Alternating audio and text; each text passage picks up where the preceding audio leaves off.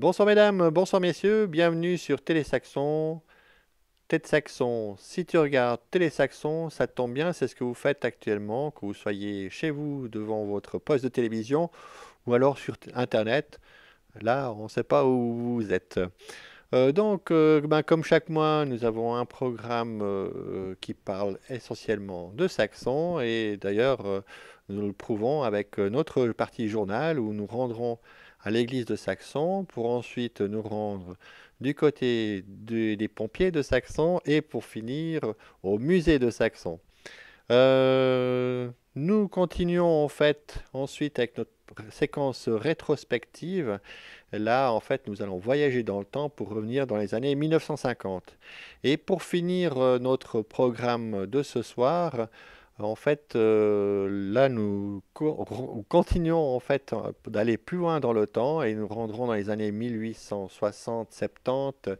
Bien sûr, je parle des années Casino. Là, on est vraiment dans le saxon fastueux des années justement 70-80 du siècle passé. En fait, il s'agit d'une conférence de Jacques Montangiro qui n'est rien d'autre qu'un descendant de la famille Fama, justement, qui ont développé euh, ce casino et ces bains.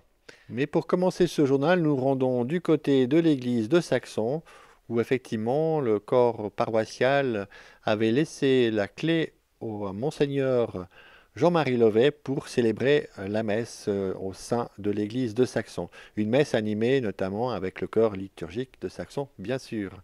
Des images rapportées par Patricia Vaudan. Pour sa première visite des paroisses, l'évêque de Sion, Monseigneur Levet, est venu célébrer la messe à notre église catholique de Saxon.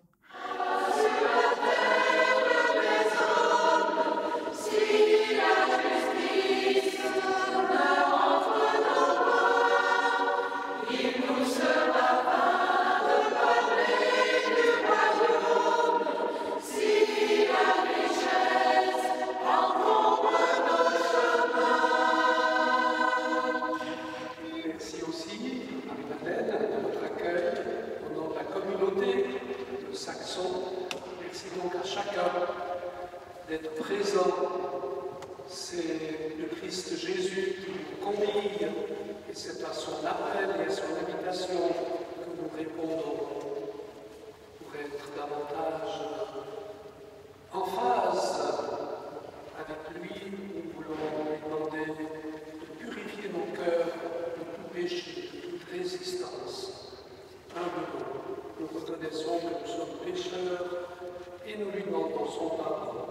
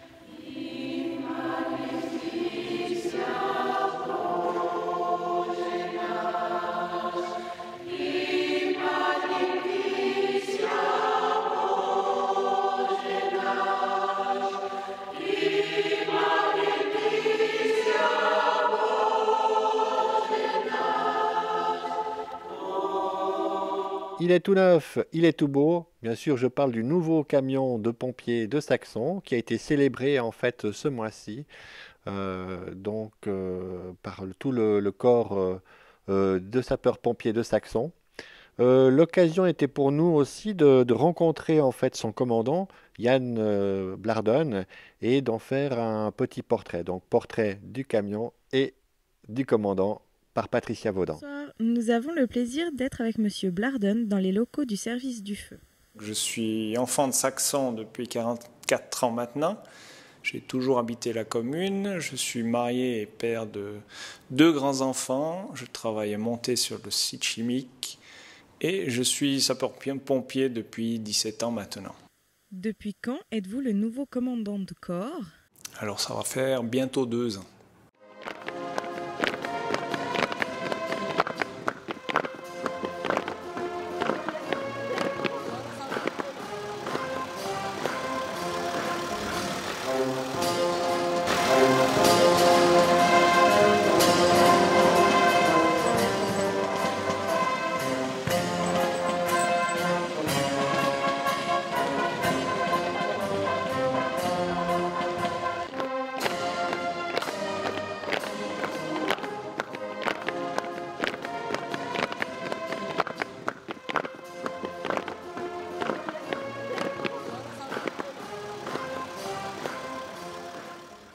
L'inauguration de ce véhicule était un projet de grande envergure qui est devenu réalité. Comment vous y êtes-vous pris? Alors oui, c'est un projet qui nous a duré 2 ans depuis la première séance de la commission qui a été formée pour ce véhicule. Donc le choix du matériel, l'établissement du cahier des charges, la visite de matériel existant, après l'obtention des subventions, l'aménagement des véhicules, le design, etc. Donc depuis la première réflexion jusqu'à l'acquisition, enfin l'obtention du matériel, ça a pris 2 ans. Monsieur le Président de la commune, chers collègues du Conseil, Madame la Pasteur, Monsieur le curé, Monsieur le commandant, Monsieur le chef d'état-major, Monsieur l'ancien commandant, Monsieur l'ancien commandant remplaçant, Monsieur le représentant de l'Office cantonal du feu, Messieurs les membres de la Commission du feu, Messieurs les représentants de l'entreprise Rosenbauer, chers sapeurs-pompiers, Mesdames et Messieurs, chers invités. C'est une grande fierté pour moi, et non sans une petite pointe d'émotion, que nous inaugurons notre véhicule de protection respiratoire. Il est des moments importants pour un corps de sapeurs-pompiers, des moments où se concrétise enfin un projet, l'aboutissement d'un travail, mais l'aboutissement d'un projet qui tient particulièrement à cœur parce qu'il est le fruit de synergies entre plusieurs personnes, parce qu'il vise à donner des conditions de travail décentes aux sapeurs-pompiers de Saxon, parce qu'il est conforme à notre ambition de conserver un corps de sapeurs-pompiers de qualité et de proximité. Chers sapeurs-pompiers, nous connaissons votre dévouement à toute épreuve, la compétence, le courage, mais aussi la générosité qui vous caractérise. Ce rôle que vous jouez, il est irremplaçable, parce qu'il s'exerce le plus souvent au péril de votre vie. Soyez fiers de participer à ce grand service public que constitue le corps des sapeurs-pompiers de Saxon. Votre rôle majeur pour sauver et préserver la vie d'autrui conforte le lien d'estime et de gratitude qui lie les sapeurs-pompiers à nos concitoyens saxonnais. Cette inauguration nous donne l'occasion de souligner unanimement l'action que vous menez. À tous les instants, en tous les lieux, au service de tous. Vous êtes les premiers à intervenir face à tous les risques, à toutes les craintes, à toutes les peurs, à toutes les situations. Merci de tout cœur pour votre engagement au service du public, pour le service public. Merci de poursuivre dans cette voie, celle de servir. L'esprit de corps fait votre force, il vous permet de faire face aux difficultés, de faire face à l'épreuve. Je vous remercie de votre attention et vive le corps des sapeurs-pompiers de Saxon. Est-ce que vous avez obtenu de l'aide financièrement? Alors, tout matériel neuf dépend des subventions cantonales. Le canton décide ou non d'attribuer certains véhicules et certains matériels à certains corps. Et c'est une décision qui pèse dans l'achat de tout matériel. La commune participe grandement à hauteur de 57%. Et de plus, la commune avance l'argent pour le canton, puisque depuis la décision d'octroi des subventions cantonales jusqu'à ce que le paiement soit effectué, c'est environ 2 ans de délai également pendant lequel la commune avance l'argent pour le canton. Vous avez inauguré le nouveau véhicule respiratoire. Pouvez-vous nous expliquer son usage et ce qu'il contient comme matériel ? Donc ce nouveau bus de la protection respiratoire contient tout le matériel nécessaire à intervenir lorsque nous avons besoin de la protection respiratoire, c'est-à-dire principalement en cas de feu, éventuellement d'émanation toxique. Il a donc 6 appareils prêts à être endossés, ainsi que tout le matériel de réserve, les bouteilles de réserve, des masques, ainsi qu'un peu de matériel de balisage qui va autour de ce véhicule, et aussi important un ventilateur qui permet de chasser les fumées après un sinistre. Seigneur, Dieu de nos pères, tu as créé le ciel et la terre, l'eau et le feu, tu permets le bonheur et le malheur.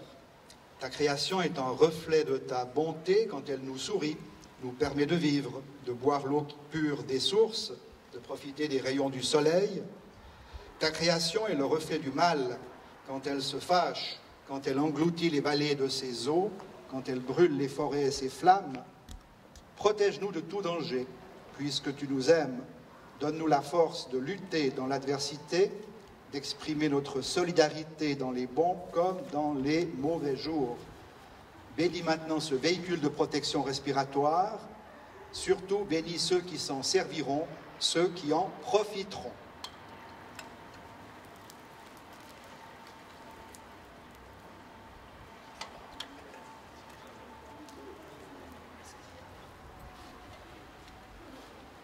Est-ce important pour vous que les autorités religieuses ont béni ledit véhicule ainsi que tous les sapeurs-pompiers ? Ça dépend des croyances, j'avais envie de dire, mais moi je vois plutôt le côté aussi traditionnel qui est important. Donc on est fermement ancré dans un canton catholique avec une minorité protestante également. Mais je pense que c'est important pour beaucoup de gens de recevoir la bénédiction des hommes et du matériel à cette occasion. Monsieur le commandant, à vous toutes, à vous tous, en vos titres et fonctions, il faut bien l'avouer, c'est rare qu'à Saxon nous soyons en manque d'air. Plus de passionnés qui partagent les mêmes valeurs, qui ont la charge de pérenniser des traditions et de les transmettre. C'est avec plaisir et une grande fierté qu'accompagnés de mes collègues du Conseil, nous participons à cette journée en votre honneur et partageons cette festivité. Il est des moments importants pour notre commune, des moments où se concrétise ce type d'investissement parce qu'il est le fruit de synergies entre administrations, parce qu'il vise à donner des conditions de travail décentes à vous, sapeurs-pompiers, parce qu'il est conforme à notre ambition de conserver un service public de qualité et de proximité indispensable à la vie de notre population. Ce service public auquel nous sommes tous attachés, garantir la sécurité de notre population. Dès ce jour, nous possédons un véhicule moderne, fonctionnel, performant, mais surtout répondant aux exigences opérationnelles. Je tiens à remercier tous les intervenants qui ont œuvré et financé ce véhicule. Chers corps, je vous sollicite et je vous encourage à initier de nouvelles vocations en vue de pérenniser votre exceptionnel dévouement auprès des jeunes sapeurs-pompiers, si bien représentés en cette journée. Félicitations à vous les jeunes. Soyez fiers de participer à ce grand service public. En effet, votre rôle majeur pour sauver et préserver la vie et les biens d'autrui conforte le lien d'estime et de gratitude qui vous lie, les sapeurs-pompiers, à nos citoyens. La population vous voit à l'œuvre. Chaque personne peut apprécier votre proximité, les qualités humaines et techniques que vous déployez en intervention.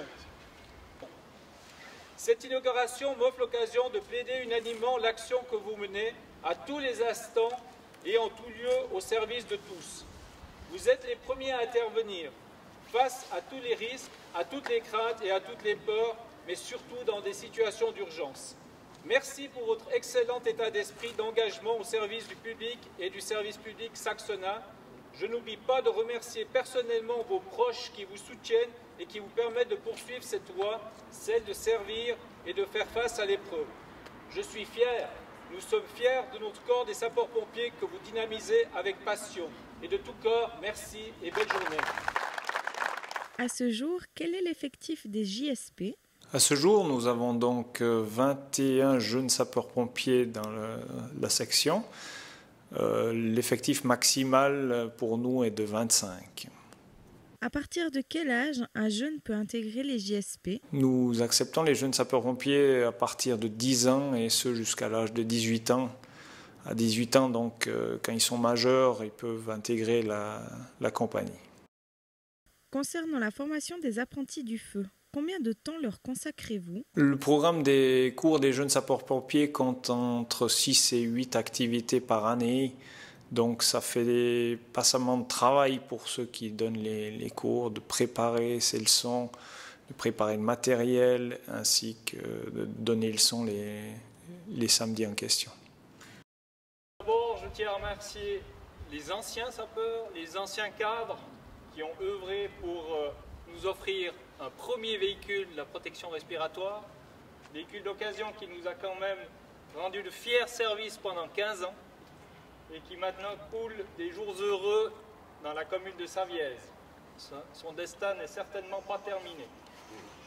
Aujourd'hui, j'ai le plaisir, pour représenter les anciens cadres, d'accueillir Frédéric Vouillamont et Christophe Delalleuil, anciens remplaçants et anciens commandants. Ce projet a débuté avec des séances de la commission du feu, je tiens à les remercier. N'imaginez pas le nombre de séances et d'heures qu'on a dû passer pour faire un cahier des charges jusqu'à déterminer le design du véhicule. Je tiens particulièrement à remercier Émeric Vouillamont et Gaëtan Bertrand qui étaient les moteurs au départ du projet. Également dans la commission du feu, il y a Alexandre Praplin, Thierry Falquet, Julien Villinéguer. Un véhicule ne peut être acquis en Valais sans subvention.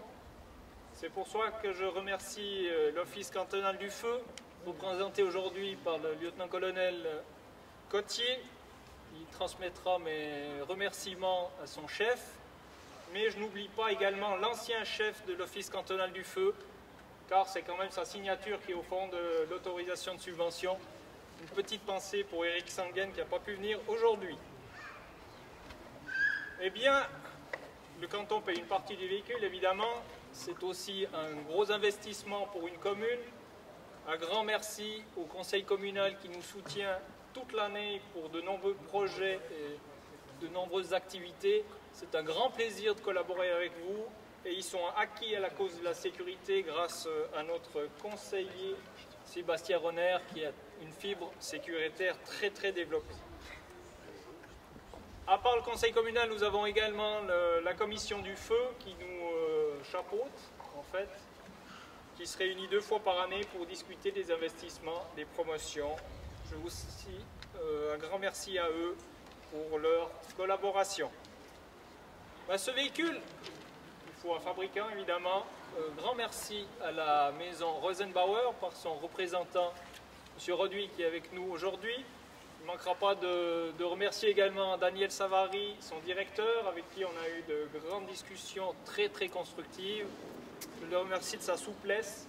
Et également un grand coup de chapeau aux gars de l'atelier à Oberglatt qui ont su mettre tout le matériel qu'on voulait dans ce véhicule finalement. C'est des artistes de l'aménagement des véhicules. Une journée comme celle-ci ne pourrait pas être réussie sans la présence des autorités religieuses. Je vous remercie pour la bénédiction des hommes et de notre nouveau bus PR.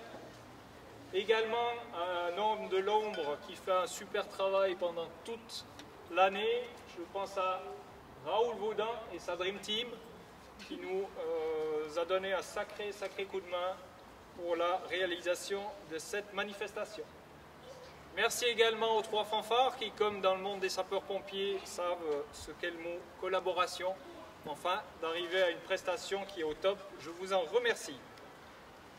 Un petit merci aussi à mon état-major qui me supporte et me soutient durant toute l'année. Du travail, il y en a eu. Nous avons récemment réussi, selon mes attentes, l'inspection administrative.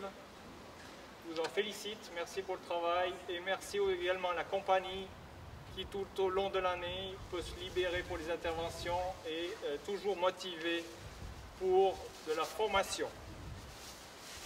Merci à vous, jeunes sapeurs-pompiers aussi. Ce véhicule un jour sera le vôtre.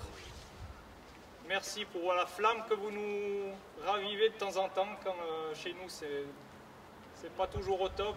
Ça fait plaisir, on a toujours un monstrueux plaisir de vous avoir et d'aller au rassemblement avec vous.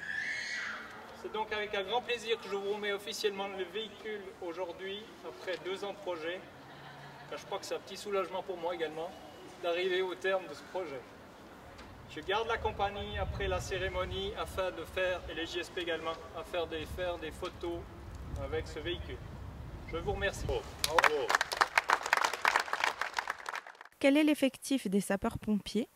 Alors aujourd'hui nous avons 39 sapeurs et l'équivalent féminin n'existe pas malheureusement. Donc 39 hommes, malheureusement le terme masculin prévaut. Une minorité de femmes, une petite minorité de femmes malheureusement. Je souhaiterais que certaines femmes rejoignent la compagnie afin d'apporter une touche féminine assez importante dans nos activités. Pour pouvoir faire partie du corps des pompiers, quelles sont les démarches à suivre? Alors il faut simplement s'adresser à nous et on organisera un entretien avec mon remplaçant pour voir quelle est la motivation du candidat. Il est demandé également un petit certificat médical pour être sûr qu'il n'y ait pas de problème qui empêcherait de rejoindre le corps. Ensuite, le candidat est à laisser pendant 1 année pour voir quelle est sa motivation et pour voir s'il arrive à dégager suffisamment de temps pour les activités. Et l'année suivante, il participera à la formation cantonale afin de devenir sapeur-pompier. Combien d'interventions comptez-vous par année? Alors, le nombre d'interventions est en constante augmentation depuis les dernières années. L'année passée, nous avons bouclé avec 77 interventions. À ce jour, nous en avons 67, donc on se rapproche de l'année passée à la fin de l'année. Tout dépend évidemment des intempéries du printemps, de la sécheresse en été, etc. C'est assez variable, mais on est dans la moyenne de 70 interventions ces 2 dernières années, on dirait. Êtes-vous satisfait de cette journée un peu particulière? Alors complètement, une inauguration de ce type, c'est un événement important dans la vie de la compagnie, vu qu'on ne reçoit pas tous les jours du matériel aussi performant et aussi onéreux. Donc c'est l'occasion pour moi de remercier les autorités qui nous ont soutenus, communales et cantonales, ainsi que toute la compagnie de nous accorder leur temps et leurs compétences au service de la population.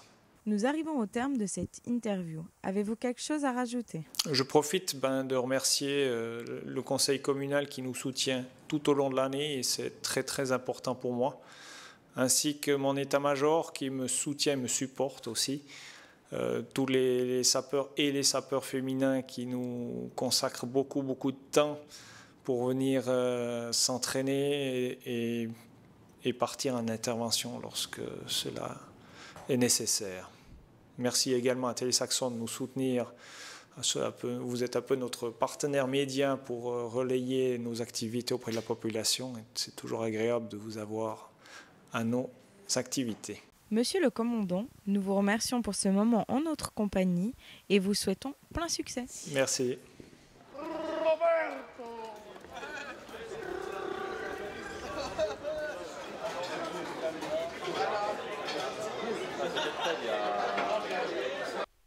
Et pour finir notre partie journal, nous rendons donc, comme indiqué... Et pour finir notre partie journal, nous rendons au musée de Saxon, musée qui vernissait en fait sa nouvelle exposition, une exposition qui durera, je pense, jusqu'à la fin de l'année. Il s'agit d'une exposition de peinture. La Arnold Family était là pour prendre ces images. Je souhaite la bienvenue au vernissage de Entre ciel et terre, exposition de Laurence Bader. Nous sommes très heureux d'accueillir à Saxon. Vous savez sans doute que le musée fonctionne grâce au travail de bénévoles. Et puis ce soir, j'aimerais remercier les 3 personnes qui se sont occupées de cette exposition parce que toutes 3 ont une vie professionnelle et familiale bien chargée. Et puis elles donnent encore de leur précieux temps libre pour le musée. Donc un grand merci à mesdames Barbara Althaus, Catherine Cépé et Karine Arnold. Je crois qu'on peut les applaudir.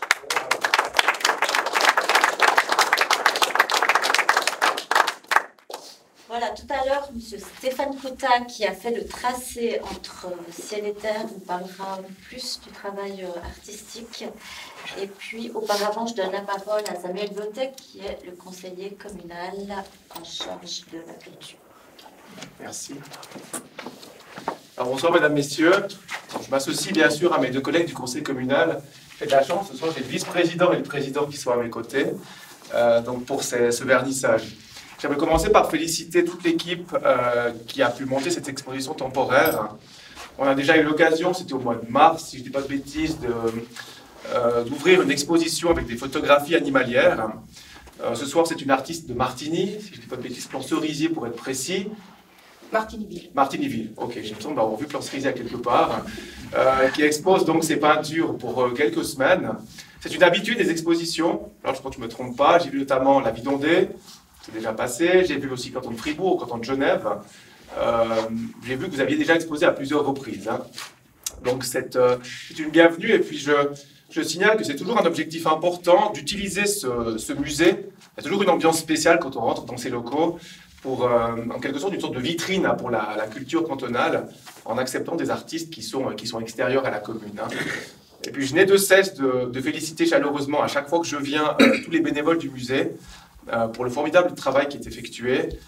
Il y a les visites pour les classes, il y a la gestion des collections, des expositions temporaires, et puis il y a aussi l'exposition permanente. Il ne faut pas l'oublier, tous les samedis de l'année, le musée est ouvert à la population et à toute personne donc extérieure qui souhaiterait venir le visiter. Donc c'est formidable tout ce qui est entrepris. Et puis on n'oubliera pas, je sais que les bénévoles sont déjà au courant qu'en 2019, on fêtera les 10 ans du nouveau musée, ce qui veut dire que cette équipe de bénévoles arrive à fixer 2 objectifs en même temps, à savoir organiser cette exposition temporaire ce soir et en plus organiser le 10e anniversaire l'année prochaine. Donc bravo, merci et bonne soirée à tous.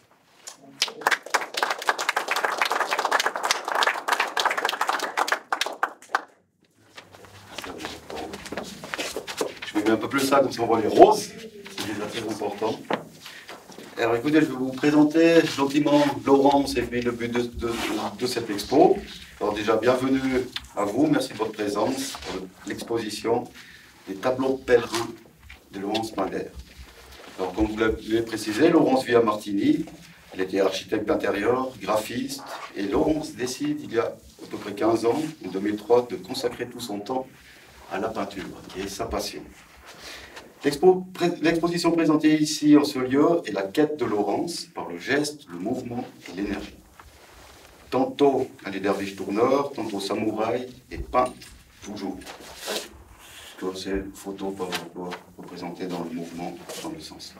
C'est-à-dire que ce travail consiste à relier d'un geste à l'encre 8 tableaux orientés. Ceux-ci restent unis par le geste et sont à la fois uniques. C'est-à-dire que c'est un travail sur un mouvement.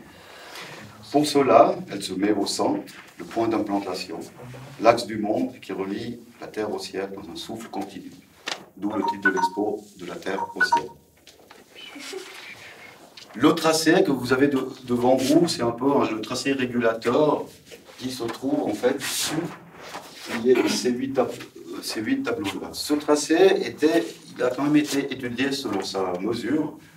C'est-à-dire dans sa mesure, je l'ai mesuré, sa coudée, son pied, son empan, sa hauteur, son nombril et tout. On est arrivé à cette dimension-là qui correspond à la dimension de Laurence. En fait, si vous voulez, c'est une petite architecture qui correspond comme un espace sacré, comme ça, et puis qui correspond vraiment à sa mesure. C'est ça. Les tableaux ont le format On retrouve là-dessus, bien sûr, le nombre d'or. Tout est en proportion. Les tableaux sont en proportion du tracé régulateur. Ce tracé-là régule en fait tout. Mis à part le mouvement de Laurence quand elle est au centre, puis qu'elle part autour et qu'elle tourne, comme on peut voir sur les photos ici, c'est vraiment un geste. Ça, donc c'est vraiment quelque chose qui est dans la quête de Laurence. Voilà. Si jamais il y a une petite brochure que vous pouvez consulter après, c'est vraiment c'est un peu par étapes. C'est pas comment dire un manuel de géométrie, mais ça explique un peu l'évolution. On part du carré, il y a un peu une symbolique, c'est un peu le carré de la Terre pour aller au cercle du ciel, tout ce qui est un peu ce qui relie un peu. Voilà. Ça, vous pourrez y consulter. C'est l'unique exemplaire parce qu'il a juste été fait un peu comme ceci. Alors voilà, c'est pour consultation. Hein? Il est là, si jamais, il laisse là. Voilà. Voilà. Alors,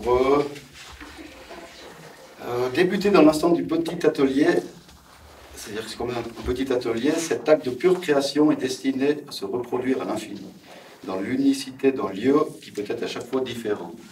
C'est-à-dire que Laurence a fait quelques tableaux aussi sur la neige, dans des lieux différents, donc c'est toutes des ambiances aussi différentes qu'on retrouve après sur ces tableaux pèlerins. Voilà.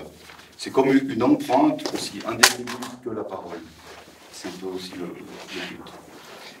Ensuite, les tableaux par la matière craquante, fissurante, vivante, s'emportent avec soi, pliés en quatre, comme un compagnon de voyage sur le chemin du pèlerin. C'est pour ça que ça s'appelle un peu des tableaux pèlerins.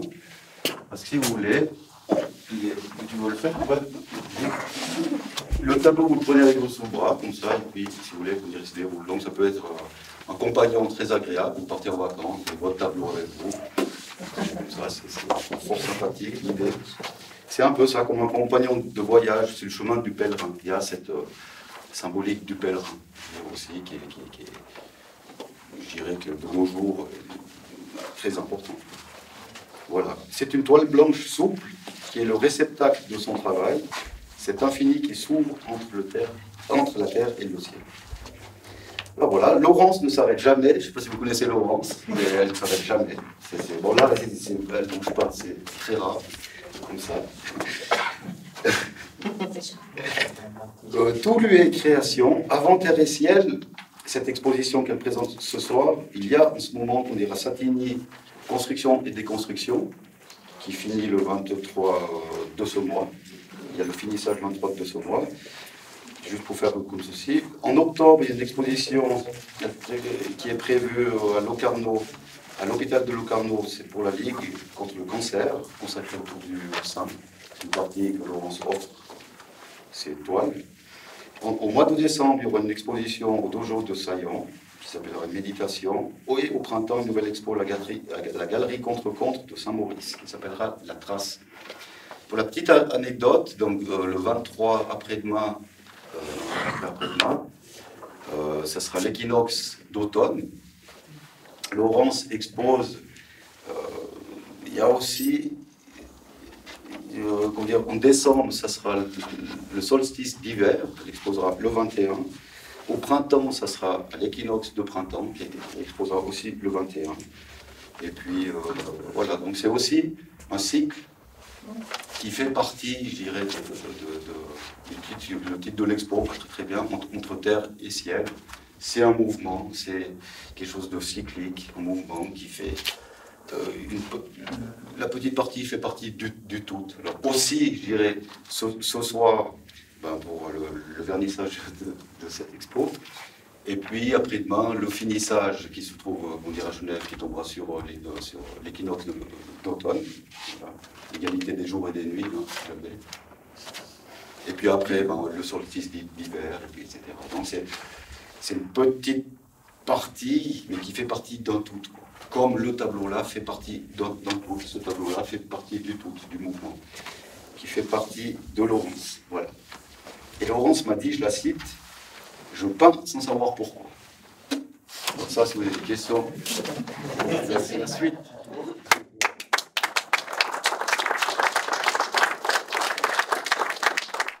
Et nous arrivons à notre séquence rétrospective, donc une séquence choisie par Georges Gillot, donc enregistrée en 1996, sauf erreur. Il s'agit en fait d'un reportage qui a pour trait le 7 août 1953.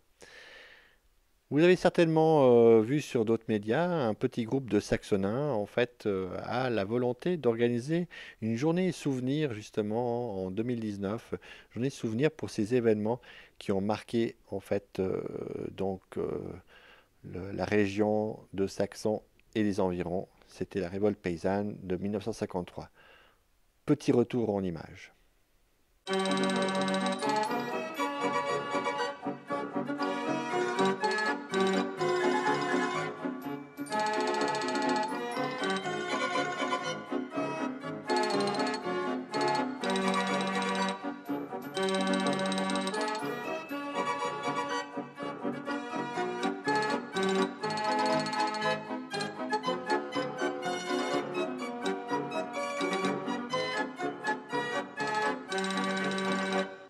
Marina, on est quel jour aujourd'hui? Tu t'es levée ce matin, tu sais même pas quel jour on est, mais c'est incroyable. Oui, ben. Logiquement, on est le 7 août, mais le 7 août, ça me rappelle une date. Ça dit pas quelque chose. Il me semble qu'il s'était passé un événement assez important il y a peut-être 40 ans de cela. Mais oui, à Saxon, il y a eu la révolution paysanne, un très grand événement. En effet, regarde et essaye de te rappeler.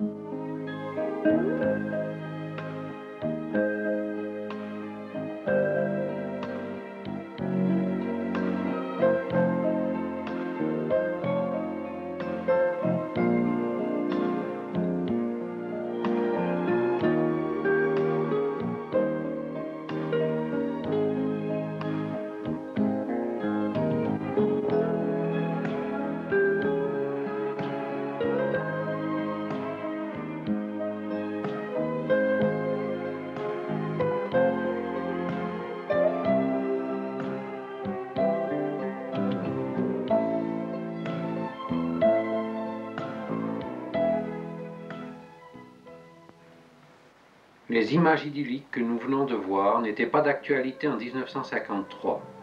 En effet, à plusieurs reprises, la récolte a été interrompue, les marchands ne pouvant plus écouler nos abricots, le marché étant engorgé par les fruits étrangers.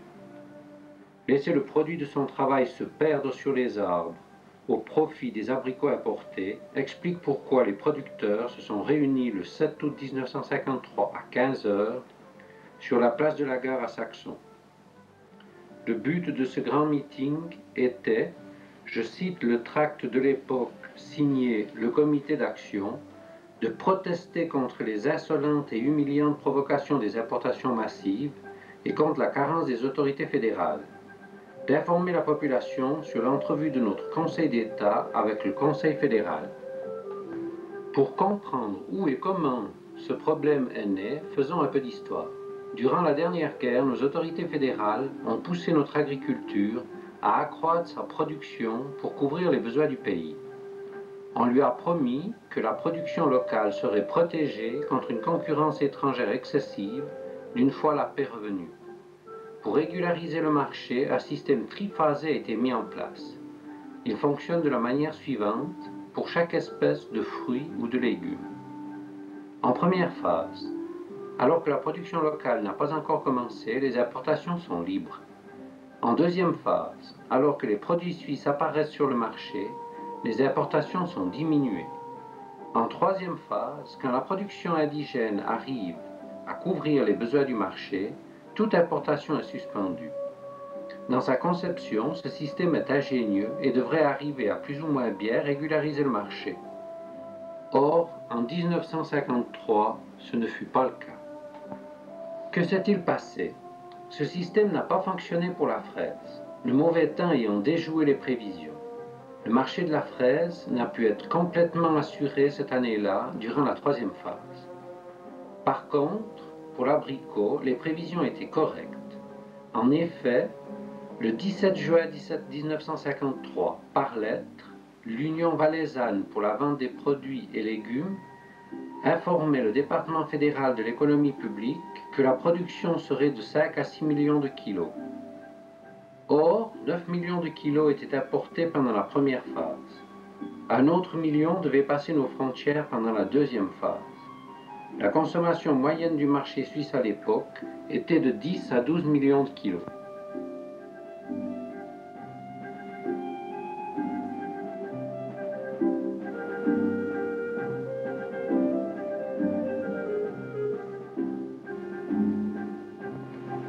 Les 3000 participants de ce meeting du 7 août étaient fatigués des promesses faites et pas tenues. Les incertitudes sur l'écoulement des fruits, les prix bas fixés, un profond sentiment d'injustice, l'envie que les choses bougent, il n'en fallait pas plus pour décider de se faire entendre par des actes, puisque par la parole le but n'était pas atteint. L'idée a probablement germé spontanément. Une place de gare, des trains qui symbolisent l'importation des fruits étrangers, un direct qui devait passer sous peu. Allons-y, tous aux voix.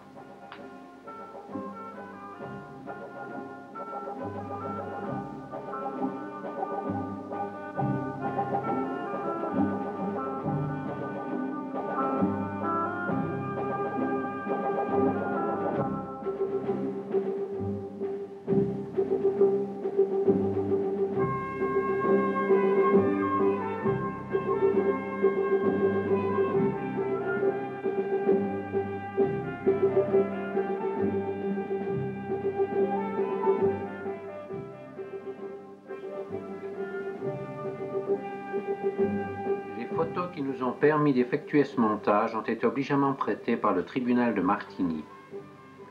Ce sont elles qui ont permis à l'époque d'identifier les 49 inculpés. Ceci explique la présence de chiffres romains sur certaines personnes. Les 21 et 23 février 1956, le jugement de l'affaire de Saxon a été rendu. Les condamnations allant de 30 jours de prison avec sursis à une amende de 50 francs.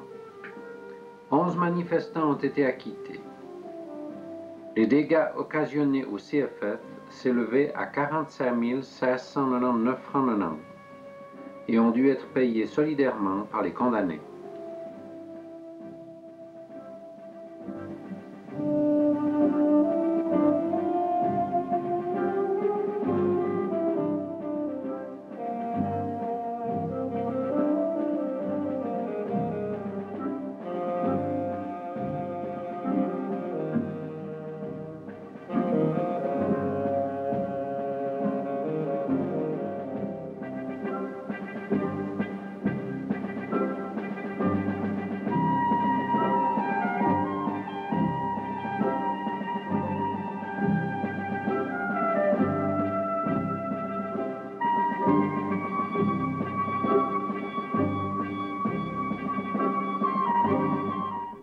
Notre émission touche à sa fin, mais nous allons continuer encore dans une partie historique et importante de Saxon, le Casino de Saxon. Donc c'est une conférence que nous avons enregistrée le 24 mars dernier, une conférence organisée par le musée de Saxon qui a invité en fait monsieur Jacques Montangero, qui n'est rien d'autre que le descendant de la famille de Joseph Fama, donc la personne qui a fait que Saxon et que son Casino de Saxon s'est développé de manière importante dans les années 1860-70, mais bien sûr qui a malheureusement fini voilà, avec avec ce que l'on sait. En fait, en tout cas, c'est une conférence très intéressante qui relate en fait le parcours et qui nous propose aussi quelques détails que peut-être que les gens ne savent pas. En tout cas, tout ce que vous pouvez savoir sur le casino sans jamais oser le demander, c'est maintenant avec ce reportage monté par Christian Arnold. Quant à moi, ben, je vous laisse en compagnie, bien sûr, de Jacques Montangero. Et je vous donne rendez-vous le mois prochain, bien sûr, pour une nouvelle émission de Télésaxon avec, on espère, des reportages et interviews qui vous intéresseront. Une bonne soirée à vous. Au revoir.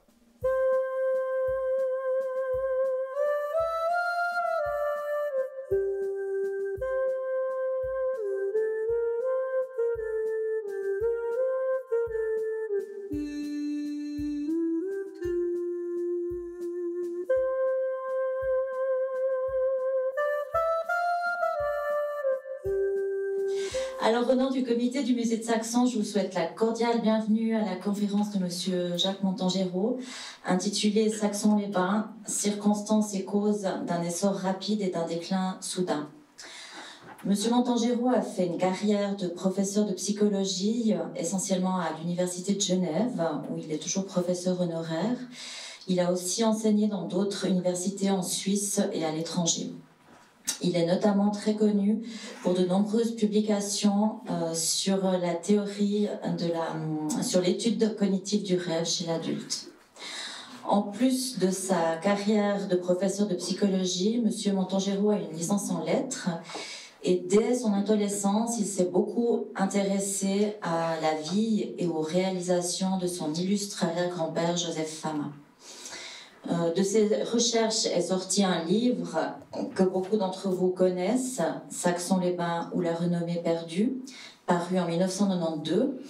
Il a également publié un article sur la construction des bains qui est paru dans les Annales valaisannes. Ce soir, M. Montangero ne va pas nous parler de la théorie du rêve, il va faire beaucoup mieux, il va nous faire rêver, puisqu'il va nous faire revivre le Saxon du 19e siècle, période où notre village a connu un développement prodigieux grâce à son aïeul, M. Joseph Fama. Je le remercie vraiment, vraiment chaleureusement d'être ce soir parmi nous. Nous sommes très, très heureux au musée de pouvoir l'accueillir. Et je vous souhaite beaucoup de plaisir à remonter le temps en sa compagnie. Un grand merci à Béatrice Lecher et au comité du musée pour m'avoir donné cette occasion de vous parler de Saxon-les-Bains. Donc, j'aimerais vous parler peut-être de trois choses. En fait, d'essor et de déclin. L'essor demande, je crois, beaucoup de détails pour être compris, pour se rendre compte quelles sont les circonstances, quelles sont les personnes, qu'est-ce qu'il y a eu comme difficultés, etc. à vaincre. Donc, je vais m'étendre sur l'essor de Saxon-les-Bains, ça va prendre l'essentiel de mon exposé. Sur le déclin de la station, là, je passerai très vite parce que je n'ai pas de détails précis, mais je crois qu'on peut le traiter plus rapidement. J'avais envie de faire une remarque méthodologique, mais ça, je crois que je vais m'en passer. Pour l'histoire, que quand on fait de l'histoire, il faut faire la différence entre des documents fiables et des documents biaisés. C'était un petit peu à la mémoire de mon arrière-grand-père qui était un peu malmené par une pancarte devant le casino qui parlait d'un homme sulfureux. Bon, alors je voulais remettre ça au point, mais je pense que finalement je vais laisser ça de côté. On va voir comment ça se présentera.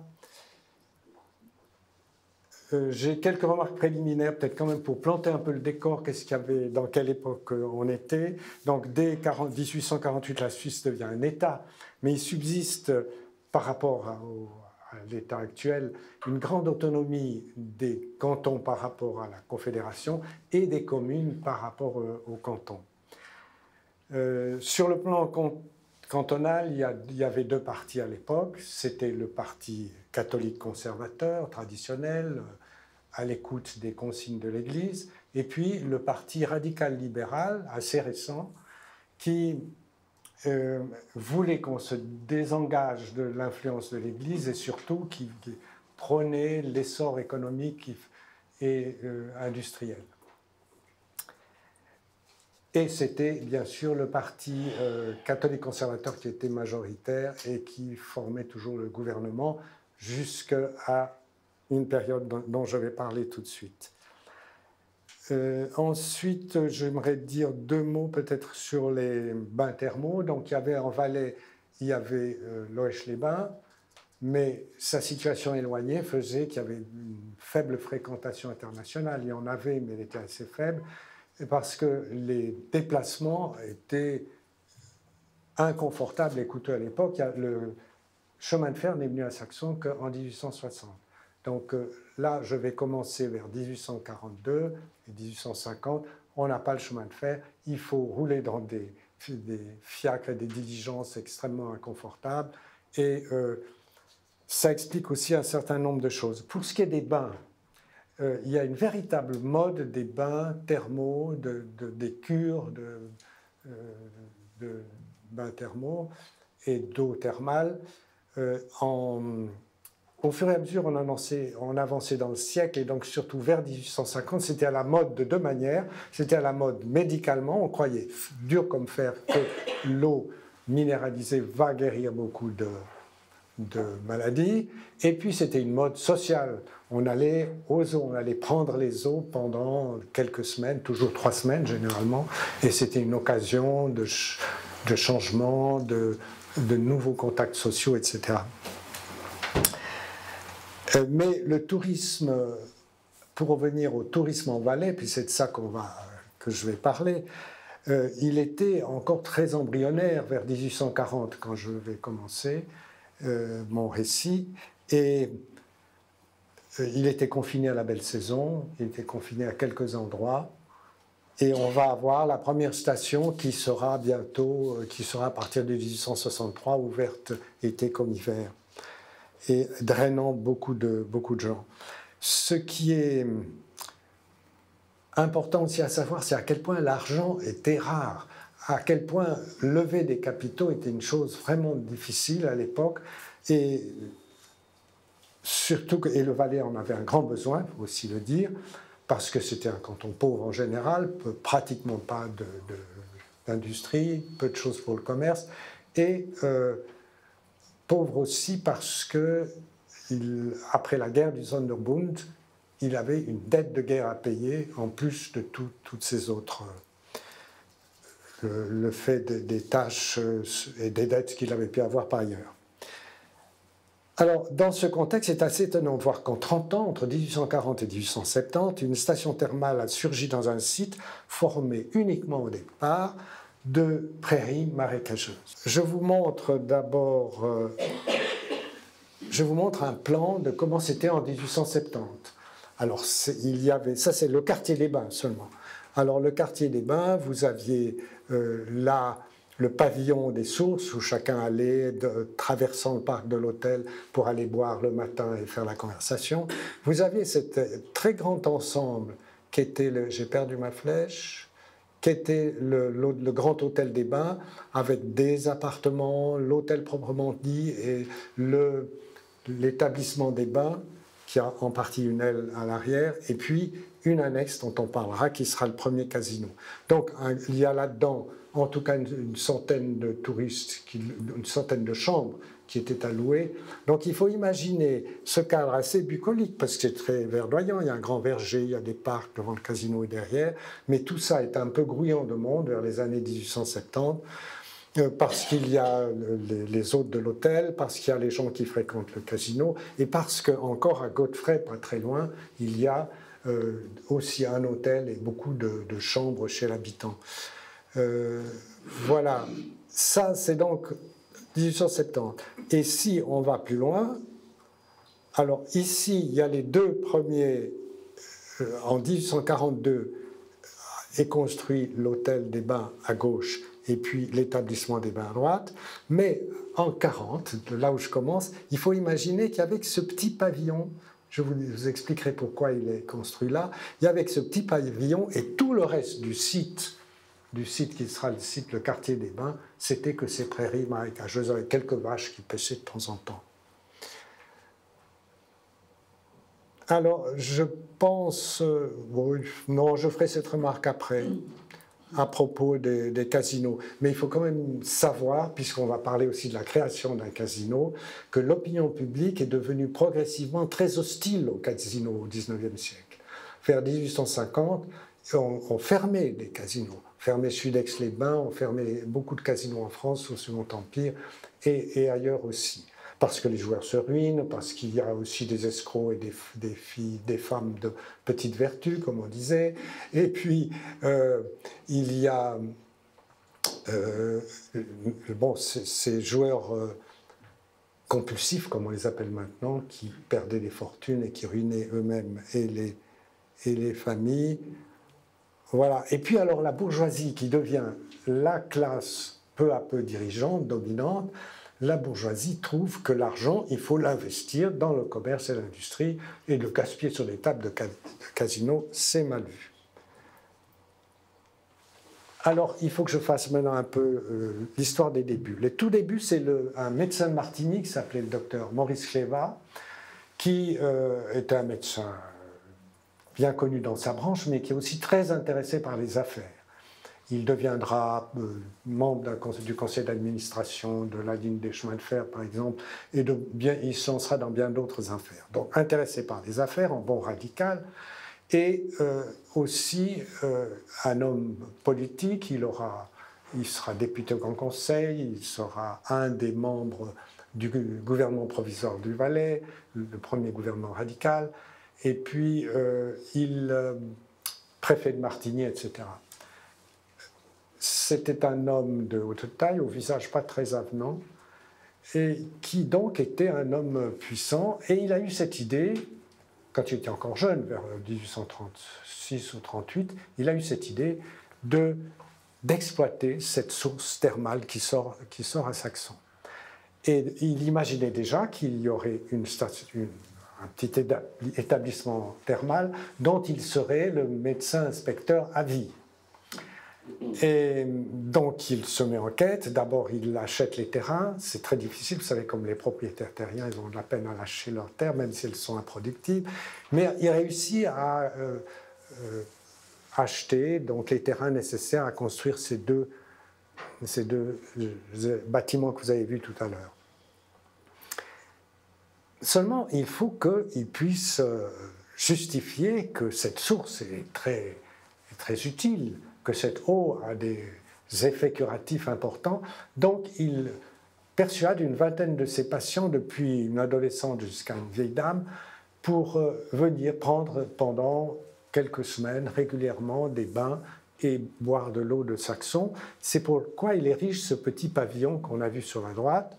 Il n'y avait même pas des baignoires, c'était des cuves dans lesquelles les gens se baignaient. C'était un peu rudimentaire, mais selon lui, les guérisons étaient stupéfiantes, et il écrit un article et il peut aller de l'avant. Il cherche des fonds pour construire ce fameux hôtel. Il en trouve, et c'est donc lui qui est vraiment l'initiateur, on peut dire, de la présence d'une station thermale à Saxon. Cependant, une fois que ces bâtiments que je vous ai montrés, les deux bâtiments sont construits en 1942, c'est un membre d'une famille patricienne de Sion, Gaspard de Sépibus, qui va en devenir propriétaire et directeur des bains. Après 3 ans, il se rend compte que c'est une catastrophe au niveau du rendement économique.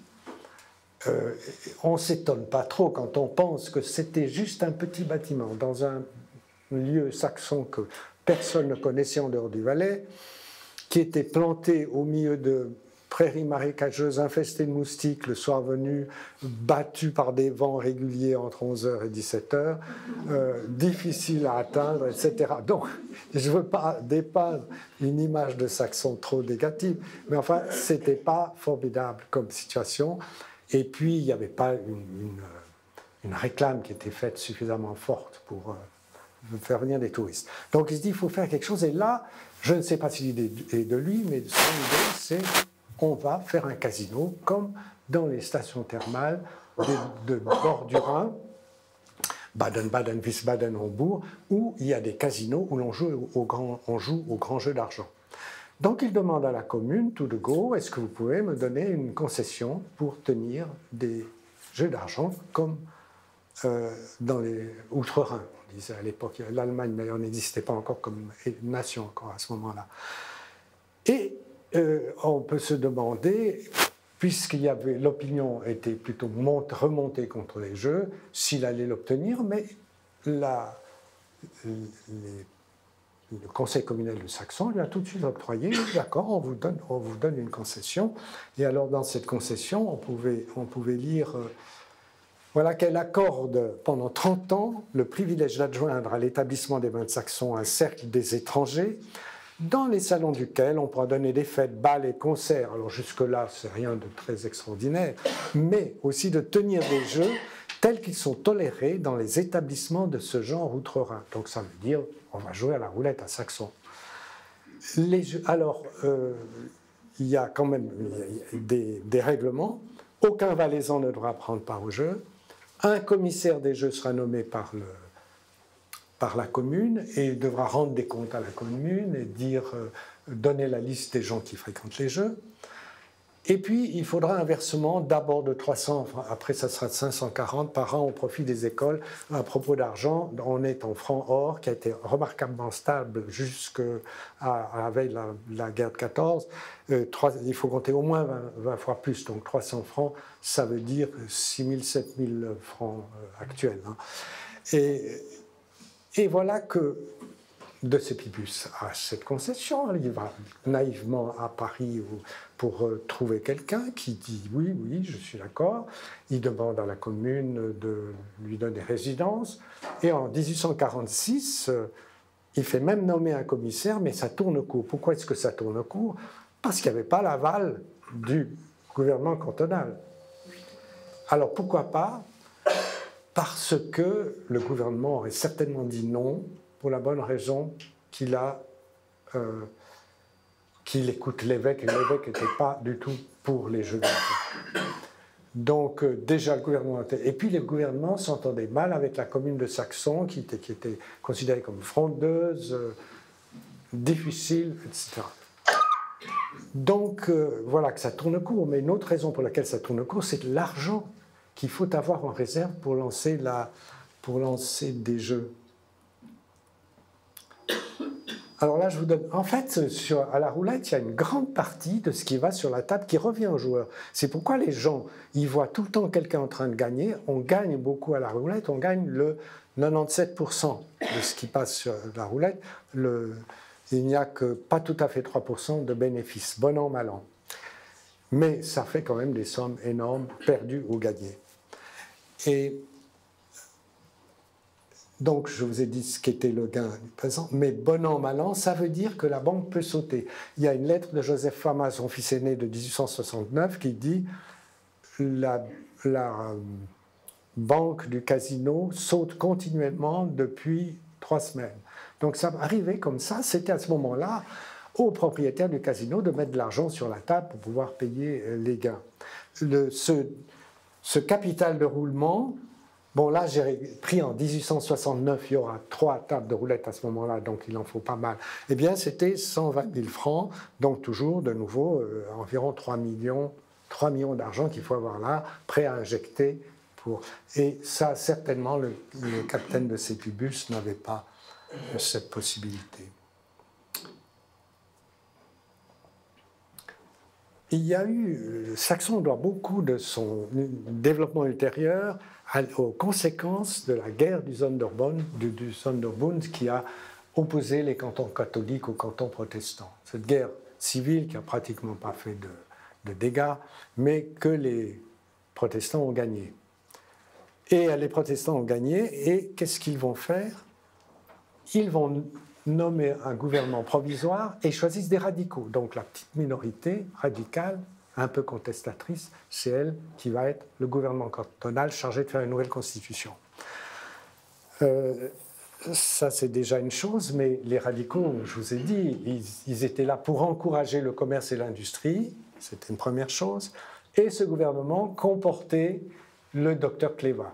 Donc vous pensez bien que la commune de Saxon se dit et M. de Sépibus, avec eux on peut essayer. Et ils envoient une lettre dans un style fleuri où on dit que bien sûr à côté de la rose il y a les épines, mais on a pris les mesures qu'il faut pour limiter les dégâts, etc. Et ils envoient cette lettre, c'est vers la fin décembre. 3 semaines après, ils ont l'aval du gouvernement. Mais ils ont l'aval, il faut bien le lire, il manque l'expression outre-Rhin. C'est-à-dire que dans la concession qui a été accordée, c'est donne le privilège de tenir des jeux tels que les jeux seront tolérés, des jeux tels qu'ils se jouent dans des établissements de ce genre. mais pas un mot des établissements outre-Rhin. Autrement dit, il y a peut-être eu une interprétation qui était erronée, qui a fait que Saxon a pu avoir la roulette et a pu se développer. Mais par ailleurs, le fait de devoir nommer un commissaire, de prendre toutes ces mesures d'interdire aux Valaisans, semblait quand même montrer que c'était plutôt des grands jeux d'argent. Alors, je sais plus. L'autre fait que j'ai mentionné tout à l'heure, c'est que le gouvernement devait payer une dette de guerre, donc tout ce qui pouvait éventuellement développer l'économie à ce moment-là, surtout vu par des radicaux, c'était accepté, donc la concession était avalisée. Voilà. Là, j'ai fait un saut en avant. Parce que Gaspard de Sébibus, il ne veut plus recommencer, il veut chercher un repreneur, il va vendre les établissements, il vendra par la concession, ça va lui faire un bénéfice. Et ce repreneur ne va arriver qu'après 4 ans. C'est un émigré italien qui est arrivé âgé de 36 ans, qui arrive à Martigny. Il est arrivé à Martigny en automne 1849 pour exploiter une mine. Parce qu'il y avait beaucoup de mines en Valais, et Valais faisait la réclame dans les journaux étrangers, alors les gens se précipitaient puis découvraient que les mines n'étaient vraiment pas riches en minerais. C'est ce qui est arrivé à Joseph Fama. Très prudemment, il loue une mine de charbon avant de l'acheter et puis s'aperçoit que c'est pas rentable. Et de toute façon, faire casser du caillou, c'est pas exactement ce qu'il trouve très intéressant. Alors il entend parler de cet établissement thermal qui est à vendre, avec peut-être cette possibilité de tenir des jeux qui fourniront des capitaux pour la développer, parce que lui, son but, c'était de pouvoir transformer un établissement mal situé, assez sommairement présenté, en une station thermale véritable. Et quand on lit dans des livres qu'il a sauté sur l'occasion de pouvoir avoir un casino, ce n'était pas le casino qui l'intéressait au premier plan. Alors voilà que il n'a pas l'argent qui lui permettrait à la fois d'acheter les bains et puis de faire des transformations. Parce qu'il a cette idée, à peine je mets les pieds là, je veux agrandir et embellir les choses. Alors, il fait un arrangement, et pour ça, il était très astucieux aussi. Il n'avait pas l'argent pour le faire, il va trouver. Il dit, je vais vous louer l'hôtel pendant une année, j'arrive en 52, avec les capitaux qu'il avait, il allait transformer, faire des transformations importantes, et puis il fait une promesse d'achat pour l'année suivante. Et alors voilà ce qu'il fait au bain. Donc, vous vous souvenez qu'au début, on n'a que l'hôtel et les bains, et là-dessus, il les relie par une galerie couverte et un escalier qui descend directement. Donc vous avez, les gens pouvaient même aller en robe de chambre avec ça, prendre les bains, descendre, prendre la galerie, et ils arrivaient au bain, tandis qu'avant, il fallait sortir dans la bise saxonne. Bon. Et ça, c'est une première chose, un premier confort. Et ensuite, il est convaincu, il a compris que les cures thermales, elles ont surtout beaucoup d'effets quand les gens sont distraits. Il ne faut surtout pas qu'ils s'ennuient. Donc, il va construire une salle de bal et de jeu, qui est cette salle-là. Alors, au niveau architectural, c'est le degré 0 de l'architecture, à mon avis, mais dedans, elle était très belle. Cette partie-là, il y avait vraiment, elle était décorée, très bien décorée et très belle. Et ça sera le premier casino, en fait. Alors, qu'est-ce qu'il y a ensuite? Le bâtiment entre les deux, c'est pour, de nouveau, je trouve plus naturellement, j'ai pas ma... Voilà. Ça, ce bâtiment-là au milieu, si j'arrive, c'est aussi une galerie pour permettre aux hôtes de l'hôtel d'aller dans cette salle de bal et de jeu. Et puis, une fois qu'il a ça, il faut encore lancer les jeux pour pouvoir développer la station. Alors, il rachète la concession. Il rachète la concession, il n'a pas assez d'argent là parce qu'il a mis beaucoup d'argent là-dedans.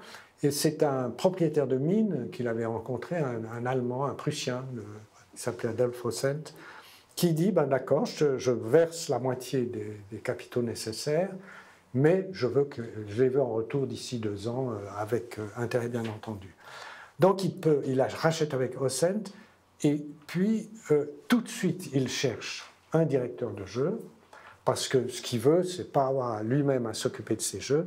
Donc à Paris, il trouve un directeur de jeu qui va lancer le jeu de la roulette dans cette annexe de l'Hôtel des Bains.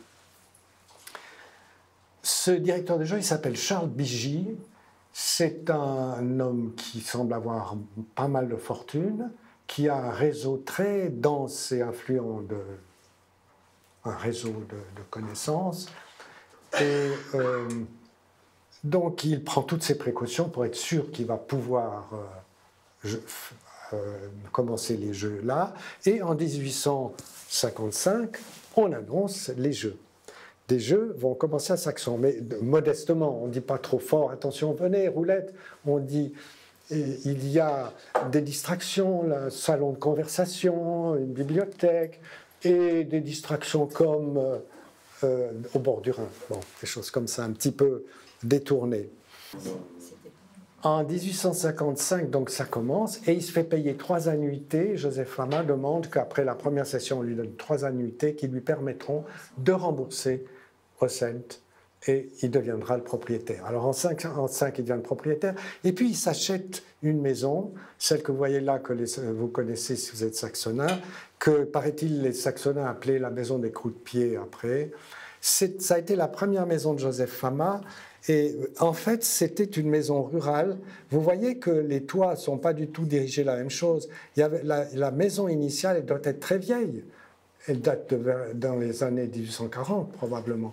Parce que lui, il l'a racheté en 1955. Il a ajouté ce que vous voyez devant, avec un escalier à double volet, un grand perron. Il y avait un perron et pas la véranda. Et dedans, il l'arrange pour en faire une maison qui a une certaine classe et une maison bourgeoise.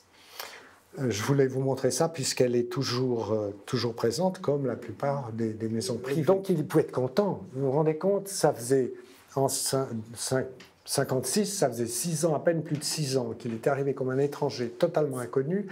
Il a maintenant la naturalisation suisse et il l'a eu déjà en 1953. Les Saxons, la commune Saxon l'a accepté comme bourgeois de Saxon et ça sera sa base de naturalisation. Donc, naturalisé, propriétaire, la possibilité, les jeux commencent, ça va lui donner de quoi développer la station, tout paraît aller bien. Mais c'était sans compter des ennuis qui allaient commencer. Alors, première chose, là, en avril 56, il y a le président de Saxon d'alors écrit au département de l'Intérieur, le gouvernement cantonal, en disant qu'il écrit parce qu'il y a des bruits insistants, des rumeurs insistantes qui courent à Saxon, où on dit que le capitaine Fama, parce que c'est comme ça qu'on l'appelait, le capitaine Fama est sous un faux nom, ce n'est pas son identité, et qu'il a eu sa naturalisation sans attendre le délai légal qui est de 5 ans. Et le gouvernement répond, nous avons les papiers qui attestent l'identité de M. Fama. Quant à sa naturalisation, il s'est inscrit pendant 5 années au registre des étrangers, ce qui ne faisait pas du tout 5 ans, parce qu'à peine arrivé en octobre 1949, il s'est inscrit au registre des étrangers, puis au début de l'année 50, 51, tout ça c'était à Martigny, puis après 52, 53, et en 53, à peine il avait écrit sa 5e inscription, mis sa 5e inscription, il obtient la naturalisation, c'était effectivement tôt, mais il pouvait justifier de 5 inscriptions. Alors, c'était quand même un peu désagréable et qu'on ait essayé de le faire. Mais c'est qu'il n'y a pas que ça qui lui arrive comme ennui. Il y a que ce Charles Bigy, le locataire des jeux, de la concession, lui fait un procès parce qu'il lui demande à la fin 55, il dit « Ah bon, ça va bien ici, eh bien, alors je vais acheter les établissements. » Fama dit « Moi, je n'ai pas l'intention de vendre. » Et Bigy lui fait un procès pour le contraindre à lui vendre cela. Et finalement, il va perdre ce procès, mais ça prendra 2 ans. En 1957, le jugement du procès arrive. C'est Fama qui gagne. On ne veut pas laisser Bigy acheter les établissements, sous différents prétextes. Alors Bigy, cette fois-ci, c'était parce que qui avait lancé cette rumeur? C'était ça qu'il faut dire, la rumeur de la fausse identité, etc. Si ce n'était Charles Bidji, puisqu'il était dans ces litiges complets avec Fama. Mais Bidji ne va pas se contenter d'une rumeur, il va faire éditer à l'issue du procès, furieux de ne pas devenir le maître de Saxon, il fait imprimer un libelle à grands frais, dans lequel il donne toutes sortes de détails, d'abord sur les démêlés qu'il a eus avec le docteur Cléva. Docteur Cléva n'a pas été très chic vis-à-vis de Fama, parce que dès qu'il a vu ce procès, il a dit à Bidji, ah, moi je peux vous vendre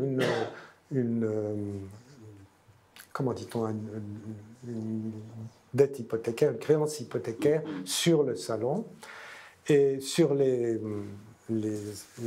établissements des bains, et il lui vend cher, mais il se trouve que cette créance hypothécaire est nulle, n'est pas exigible. Alors Bidji redemande son argent, et puis apparemment, le docteur Cléva tarde, à tel point qu'une fois, il se rend à Paris, et Bidji, qui doit avoir des espions partout, sait qu'il est à Paris, et trouve le moyen de le faire arrêter en montrant, écoutez, vous voyez l'immense somme d'argent qu'il me doit depuis longtemps, je n'ai jamais rien reçu, il faut l'arrêter pour dette, ce qui se faisait à l'époque. Et c'est un scandale en Valais, quoi.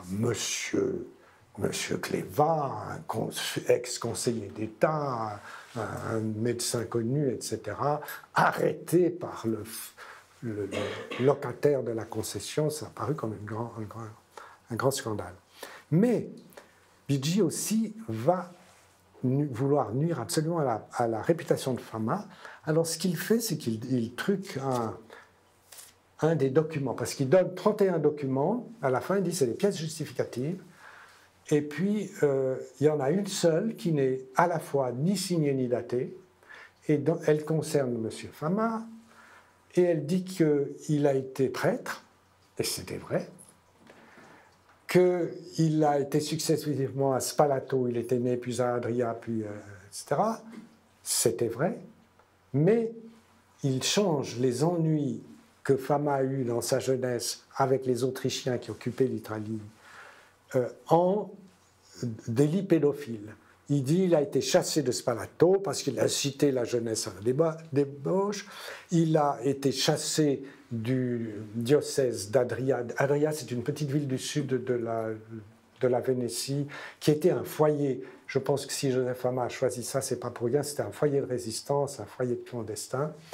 Et il a été chassé de là au bout d'une année, en même temps que 5 autres prêtres, tous des prêtres qui participaient à ces mouvements clandestins. Donc pour comprendre ça, il faut voir un peu quelle était la situation en Italie. Et alors, Adria, soi-disant, Bidji marque dans le libelle, il avait une relation avec une petite fille, c'est pour ça qu'il a été chassé. Alors moi j'ai demandé à l'époque d'écrire le livre là, aux archives de l'Église, d'avoir, est-ce qu'ils avaient des documents concernant un Giuseppe Fama de l'époque, et oui, ils en avaient, et c'était entre autres une lettre de l'évêque qu'il avait chassé, et que l'évêque écrivait aux délégués autrichiens, parce que la Vénétie, la Lombardie, étaient occupées par les Autrichiens. Alors, dans cette lettre, l'évêque dit qu'effectivement, il a chassé pour motif grave. Alors là, il faut quand même que je dise une chose générale, c'est que le haut clergé italien qui était en Vénétie et Lombardie, par qui était-il nommé? Par les Autrichiens. C'était un décret impérial qui disait, par exemple, moi j'ai vu sur le registre des prêtres, on dit par décret impérial de telle date, donc l'empereur d'Autriche. Et les évêques qui avaient du pouvoir et un train de vie important, grâce aux Autrichiens, forcément, ils faisaient aussi, comme les Autrichiens, une chasse acharnée à ces membres de ce qu'on appelait le mouvement libéral italien. Pour définir le mouvement libéral, il y a un livre qui a dû certainement être acheté par Joseph Fama, qui date de 1852, qui est dans la bibliothèque Fama, qui... je vais naturellement pas tomber dessus. Un livre qui dit, dans les années 1840, l'Italie était en effervescence, divers mouvements clandestins préparaient la révolution, qui voulaient trois choses: chasser les occupants hors d'Italie, abattre les régimes autocratiques, non démocratiques, et unifier l'Italie. Alors ça, c'était vraiment le credo des libéraux. Et toute la jeunesse était là. Et ce n'est pas étonnant que Joseph Fama, qui a fait ses études quand il avait 25 ans à Padoue, il a baigné aussi dans ces mouvements-là. Et donc, à Spalato, ce qui s'est probablement passé, c'est que comme il était professeur de littérature, il profitait pour parler des textes sur la République, des textes sur l'importance d'avoir l'unification d'un pays, des textes sur le fait de devoir savoir chasser les étrangers, etc. Et c'est pour ça qu'il a dû partir. À Adria, il fréquentait des mouvements clandestins libéraux. Et l'archiviste d'Adria, d'ailleurs de 1991, m'a confirmé que l'expression « pour motif grave » sans les préciser, ça voulait dire pour raison politique. Mais enfin, en principe, l'Église ne peut pas chasser des gens pour raison politique. On disait juste pour raison grave.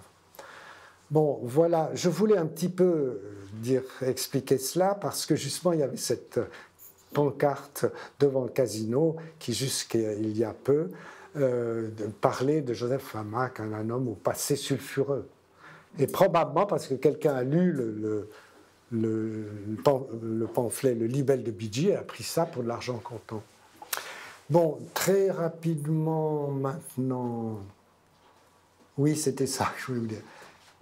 Bon, je vous ai déjà dit, donc juste pour préciser, il était né à Spalato, actuellement en Dalmatie, c'est Split en Croatie. Il a fait ses études secondaires en interne à Venise, puis ses études universitaires à Padoue, et puis il a été ordonné prêtre en 1937, il était professeur de littérature. Et puis, donc à Adria, on a vu, et ensuite il va à Venise, et à Venise, il est pas mal reçu parce qu'on lui donne le droit d'enseigner, et on lui donne comme charge, ça j'ai trouvé aux archives de l'église à Venise, comme charge confesseur à San Marco, la basilique de San Marco, c'est quand même quelque chose d'un certain prestige. Et puis après ça, il est allé à Milan, qui bouillonnait, était sur le point de faire une république, jusqu'à ce qu'il entende dire qu'il allait être pris par les Autrichiens et ramené de force en Dalmatie. Alors un beau jour, un beau soir, il a traversé la frontière du Tessin, il a traversé la Suisse et est allé se réfugier à Paris, comme beaucoup d'exilés politiques italiens. Oui, je ne vais pas insister là-dessus, mais il y a des faits. Donc, il a participé aux 2 premières guerres d'indépendance, et il a dû, pour cela, bien sûr, jeter sa soutane en sortie. On n'a pas le droit de faire la guerre quand on est membre de l'Église. Et ça lui convenait probablement. Je crois qu'il avait envie de se marier, et puis ça tombait pas mal. Mais il a été le cofondateur, le co-organisateur et fondateur d'une légion de volontaires. Donc il va faire la guerre. Pourquoi? Puisqu'il n'a pas du tout la nécessité d'y aller, à cause de son idéal libéral. Donc je vous donne que ça, et puis je passe plus loin. Il a eu la visite, je vous rappelle, de Garibaldi à Saxon 20 ans plus tard, et Garibaldi était l'homme le plus connu d'Europe. Quand il arrivait à Paris ou à Londres, il y avait une foule qui allait le voir. Eh ben, il s'est arrêté 2 fois à Saxon. Parce qu'il allait à un congrès de la paix à Genève, et Joseph Fama a arrangé avec lui qu'il s'arrête. La première fois, c'était juste faire attendre son train le temps que la population de Saxon puisse l'admirer et l'applaudir. Et quand il est revenu, il s'est arrêté à Saxon, non pas pour jouer comme on lit parfois, mais pour aller chez Joseph Fama. Il a logé dans sa villa, le journal Le Confédéré rend compte de ça. Donc Garibaldi, il ne venait pas voir un suborneur de petites filles, il venait voir quelqu'un qui avait fait les 2 guerres d'indépendance, comme lui, qui était un patriote italien. Bien, je continue. Voilà, une photo c'est la plus vieille photo qu'on ait. Je la date de 58, après l'âge des enfants, mais je ne sais pas si à gauche il y a Adolphe Fama qui devait avoir à ce moment-là 5 ans. Je ne sais pas si vous pensez que ça peut être un enfant de 5 ou plus jeune. Il a encore un visage assez poupon. Et puis il y avait l'aîné Charles qui en 58 avait 7 ans. c'est peut-être probable. Et on voit Joseph et sa jeune femme. Qu'est-ce qui se passe après ces histoires de Bidji? Alors, Bidji envoie son libelle tous azimuts. Enfin, tous azimuts, je pense qu'il choisit précisément, mais c'est pour ça qu'il y en a dans les archives cantonales du Valais. Il en a envoyé au gouvernement. Et ça ne lui a pas nui. Il avait été nommé cette année 57 président du Conseil communal de Saxon, et il le sera pendant une vingtaine d'années. C'est pour dire que les gens n'ont pas cru au contenu de ce pamphlet. Alors Joseph va de l'avant, il est dégoûté des jeux, il dit maintenant je vais faire son jeu, il trouve à emprunter à la nouvelle banque cantonale du Valais qui vient d'être créée, et puis il agrandit de nouveau. Alors ça c'est un bidouillage sous mes ordres de mon fils qui n'est pas du tout photographe, mais enfin quand même bien voulu me faire ça, parce que toutes les gravures qu'on a du casino de l'époque, il y en a une de très connue qui est certainement au musée, j'ai pas le temps de regarder tout à l'heure, où il y a le bâtiment central de l'hôtel, puis 2 grandes ailes de côté. Ça n'a jamais été comme ça. Ce que Joseph a fait aussi, c'était comme on faisait au 19e, on rajoutait des choses à gauche, à droite. Alors, on rajoute sur la gauche, vous voyez là, il y a une nouvelle aile de 3 travées, et ça, ce sont des appartements très confortables parce qu'il y avait des hôtes qui aimaient venir avec leur famille, leurs domestiques. Au sous-sol, qu'est-ce qu'il y a? Il faut toujours faire quelque chose qui distrait les curistes, des salles de billard. L'hôtel, on le reconnaît. L'établissement des bains, on le reconnaît, mais là, je ne suis pas très sûr. Il a peut-être un étage de plus à ce moment-là. Mais comme on n'a pas ni illustration, ni photo, je ne peux pas être sûr. Mais en tout cas, il est allongé jusqu'à toucher l'hôtel. Et puis, qu'est-ce qu'on va faire du casino? Le casino, donc vous vous souvenez, c'était cette dépendance. Alors, il décide de faire la salle à manger de l'hôtel. Et il rallonge le bâtiment du casino pour construire, vous allez voir ça dans le plan qu'il y avait là. Donc là, il y avait l'hôtel est là, les nouveaux bâtiments, l'établissement des bains qui est agrandi, tout ce qui est assuré. Et puis au-delà de cette salle, sur laquelle c'est marqué casino dans le cadastre de Saxon de 1858, on rajoute les cuisines et finalement c'est très rare à l'époque. Les cuisines sont au sous-sol en principe, mais là avoir les cuisines à côté, ça fait un service rapide et chaud. Mais les gens doivent marcher. Enfin, ils font vraiment la promenade digestive en rentrant parce que ça prend certainement 5 minutes de se rendre à la salle à manger. Et puis son idée, on va faire son jeu, ça n'a duré que 3 ans. Parce qu'après, il s'est aperçu que la dette qu'il avait faite pour faire ses constructions et tous les autres projets qu'il avait, il ne pouvait pas les faire sans qu'il y ait des jeux qu'on ait les bénéfices d'un casino. Il fait construire alors le casino dans sa forme première, qui est le chalet. Et dans le casino actuel, vous avez toujours cette partie centrale qui est tout à fait intacte. C'est un joli chalet, c'est des jolies proportions. Dans la partie gauche, donc est, il y a la salle de jeu, il y a la roulette, il y a derrière, et puis là, un salon de conversation, un salon de lecture avec bibliothèque et des journaux de toutes les villes du monde, et puis il y a un petit café aussi. Donc, le casino ne sert pas qu'à jouer, sert aussi à distraire parce que les curistes peuvent aller, s'ils veulent jouer, ils doivent s'inscrire au cercle des étrangers. Mais s'ils ne veulent pas jouer, ils peuvent aller fréquenter les autres salons. Alors, voilà le casino qui démarre. Une gravure de cette époque, et je vous ai dit j'en ai pas trouvé une qui représente l'ensemble de l'hôtel, mais là vous voyez la nouvelle aile avec les appartements, l'hôtel, on se rend compte qu'il y a l'établissement des bains plus bas, puis c'est caché dans les arbres, donc il faut deviner le reste. Je continue. Une des attractions qui était originale à Saxon, c'était de proposer une excursion à la Pierre à voir. Et les prospectus était assez mensonger, excursion à la Pierre-Avoir, montée en mulet en, je ne sais plus si c'était 3 heures ou pas, descente en 1/4 d'heure en traîneau. Alors il y avait de quoi prendre peur, parce que si vous descendez depuis la Pierre-Avoir en traîneau. Alors pour rétablir la vérité, il faut voir qu'on montait par des mulets par là derrière, l'arbaret, je ne sais pas quoi, on s'arrêtait avec les mulets là où il y a eu pendant quelques années un petit hôtel, et puis il continuait à pied. Pour rentrer, il revenait sur les mulets pendant un long moment jusqu'à Chemin Dessous, et de là, il faisait cette descente en traîneau qui devait être une attraction assez rare et étonnante. Malheureusement, vous ne pouvez pas voir, c'est tellement petit, mais il y a une vignette en bas qui montre un traîneau avec 2 autoïs dessus. Mais je n'ai pas eu le temps de faire une version plus grande. Parmi les ennuis qu'a tiré le casino, il y avait qu'il a été constamment menacé de fermeture.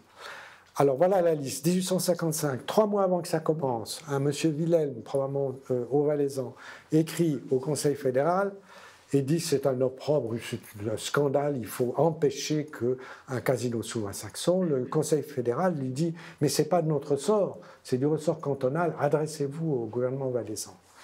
Tout en déplorant qu'il va avoir des jeux à Saxon. En 1956, il y a un débat au Grand Conseil, parce qu'il y a une commission qui a dit mais la loi des finances du Valais interdit les jeux de hasard publics. Comment se fait-il que est-ce que Saxon est légal? Ce qui se passe à Saxon est légal. Et puis le président, le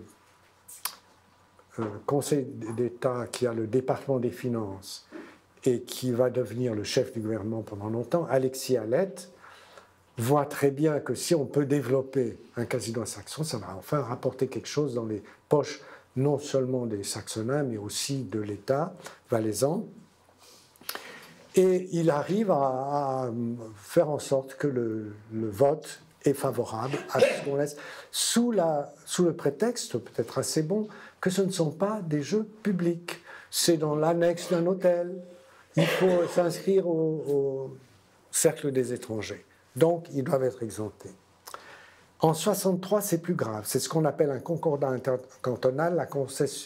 Je pense que c'est plus maintenant dans la concession fédérale, mais ça permettait à tous les cantons, si tous les cantons s'entendaient au niveau cantonal, ils pouvaient, par exemple là, c'était pour supprimer les jeux et les loteries, ils pouvaient le faire. Alexis Alette, ça a dû être très convaincant parce qu'il va là, il leur dit écoutez, d'abord on a un besoin urgent d'argent, il nous faut les rentrées de ce casino, enfin les retombées qu'il y aura des rentrées du casino, mais aussi si nous supprimons les jeux, nous devrons payer une indemnité. C'est l'État valaisan qui a donné une concession de 30 ans. Mais il n'y a plus que 14 ans et on vous promet que dans 14 ans, on ferme une fois pour toutes. Et ça marche, il a réussi à les convaincre. En tout cas, bon, il fallait de toute façon l'unanimité. En 1966, ça a l'air plus grave. Cette fois-ci, c'est à l'Assemblée fédérale qu'ils prennent des nouveaux articles, dont un article qui fait de jeux de hasard quelque chose qui est du ressort de la Confédération. Il y a un référendum contre ces articles. Il y a eu un suspense terrible au moment du vote, parce que le dépouillement était lent. D'abord, on a dit non, ça n'a pas passé, il y aura cette suppression après. Mais si ça a passé, et à peu de voix près, peu de cantons près, ça a été rejeté. Ouf, donc 66. Mais pendant toute l'année, là je me suis trompé, j'ai marqué année 69. Pendant les années 1860, il y a des polémiques constantes dans les journaux. Alors il y a des articles incendiaires en Valais du rédacteur du Confédéré, journal radical, qui dit il faut supprimer cette horreur de casino, c'est épouvantable, comment on peut... Enfin bref, incendiaire. Et il y a d'autres journaux qui répondent, soit qui abondent, soit qui prennent le contre-pied. Et puis un jour, un député au Grand Conseil valaisan dit « Mais écoutez, toute cette polémique dans les journaux, c'est une mise en scène de M. Fama. il est le principal bailleur de fonds du journal Le Confédéré. Et cette polémique fait que le nom de Saxon est maintenant sur les bouches de tout le monde, sur les lèvres de tout le monde, en Valais et au-delà. Bon, alors, quoi qu'il en soit, en tout cas, il faut remarquer cette chose-là. Mais il y aura le couperet final. Le couperet final sera adopté en 1872, où il y a on prépare la nouvelle Constitution et on prépare article par article. En 72, la Constitution sera de 74. En 72, il y a un article qui supprime les jeux et dont on voit qu'il était totalement, uniquement adressé à Saxon, parce qu'il dit « Les maisons de jeux existantes seront fermées dans les 5 ans ». Alors, la seule maison de grands jeux d'argent légal, c'était Saxon. Et pourquoi ce serait dans les 5 ans? 5 ans, c'était 1877, c'était l'échéance de la concession.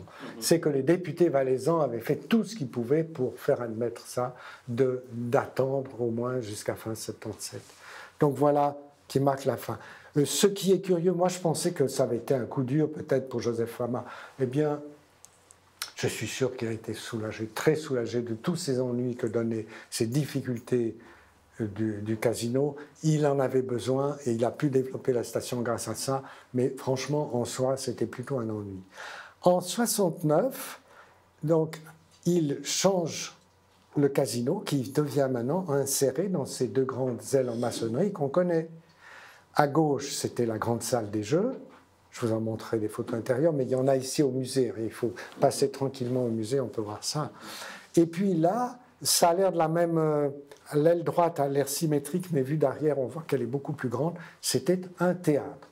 Alors, offrir, c'était la politique de Joseph Fama, gagner de l'argent, trouver de l'argent avec le casino, mais tout de suite en faire bénéficier les autres de Saxon.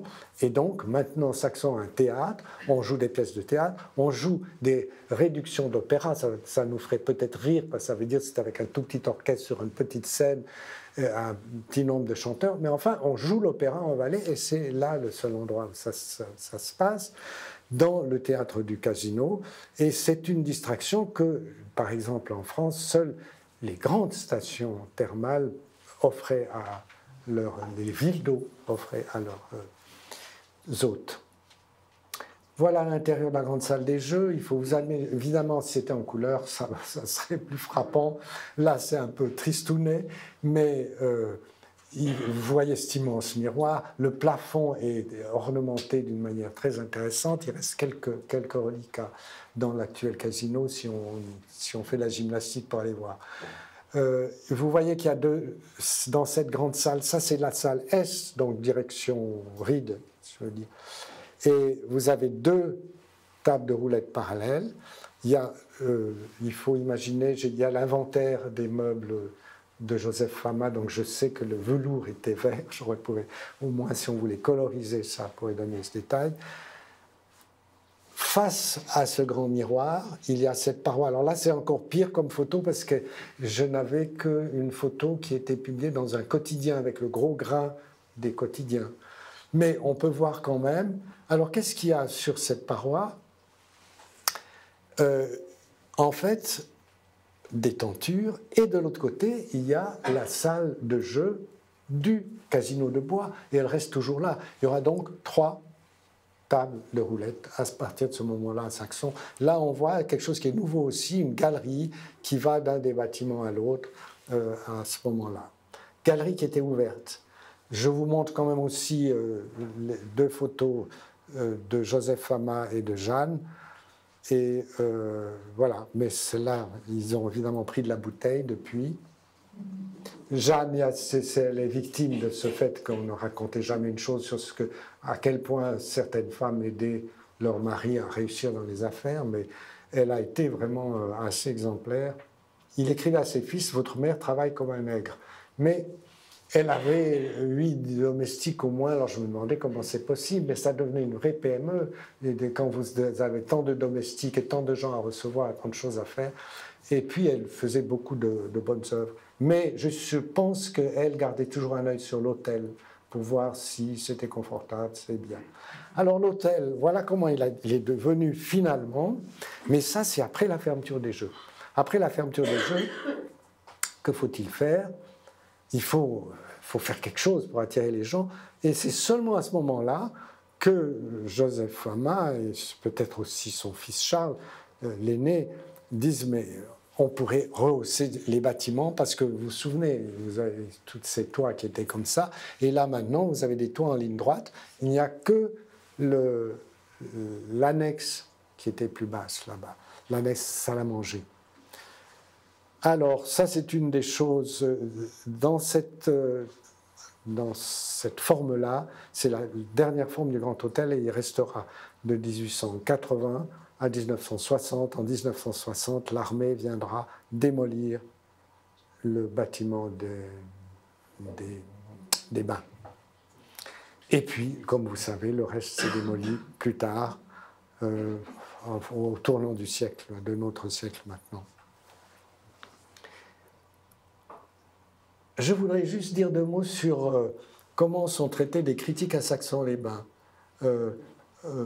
Bon, je passe là-dessus. Mais il y a une petite nièce de Napoléon qui écrit un article, et visiblement cet article c'est pour décourager les gens à Saxon, parce elle dit, et je suis revenu de Saxon et je me suis arrêté à Évian, l'Eldorado des stations thermales. C'est exigu, donc ça va être très peu développé encore à ce moment-là, mais c'est tenu à ravir.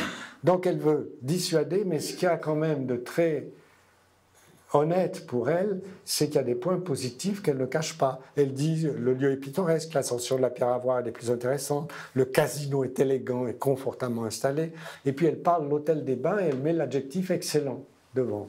Alors maintenant, voyez un autre, alors celui-là, un vrai de ces pamphlets calomniateurs, c'est un certain Chamberlain en 67. Il dit, mais la roulette était la seule occupation, il n'y avait rien d'autre à faire là-dedans, donc ce n'était pas question du théâtre, des questions des salons de conversation, de lecture, de billard, etc. Les gens du pays venaient y perdre leur paix. Alors ça paye. Alors c'était ça qui est extraordinaire et qui reste gravé. Ils faisaient jouer les gens du pays. Des pauvres, vraiment... Et là, il va aller plus loin, regardez ça. L'hôtel, envahi par les radiations, chambre maladorante humide, nourriture mauvaise, sans le moindre confort, puces voraces. Les puceaux, particulièrement voraces, n'ont pas dû manger depuis longtemps. Et dans les casinos se trouvaient les basses gens, la populace, les laissés pour compte des alentours. Bon, évidemment, vous avez une idée du clivage des classes sociales au milieu du 19e siècle. On ne laissait pas entrer dans un casino des ouvriers, des gens, cette populace-là. Donc c'est ce qui m'étonne beaucoup, parce qu'il y avait beaucoup de pamphlets de ce genre, et puis ça frappe l'imagination, les gens les gardent. Il y avait aussi un libellé de ce genre en 1863 qui disait il y a à peu près un pendu à chaque arbre dans le casino. Et ça, c'est une chose qui, à Saxon, se raconte encore. Enfin, on racontait même qu'on coupait les branches qui étaient trop basses pour qu'on ne puisse pas s'y faire. Vous voyez tout à fait quelqu'un sortir avec une corde, une chaise, et aller tranquillement dans le casino se pendre. Et puis surtout, si vous aviez regardé les arbres devant le casino, en 63, ils étaient minuscules encore à cette époque. Vous pendriez à peine une souris. Alors, ce qui me, quand même un peu secoué, c'est que cette critique, on la trouve dans le beau livre Saxon entre ombre et lumière. Beaucoup d'entre vous le connaissent, je pense. Et les historiennes qui ont fait le chapitre sur Saxon disent, après avoir lu comment était l'hôtel, etc., comme ça, la critique est-elle exagérée? Difficile de répondre. Alors, bon, moi, ça me laisse quand même pour toi un peu ça, mais j'arrête là-dessus. Le déclin de Saxon-les-Bains, je peux y aller encore?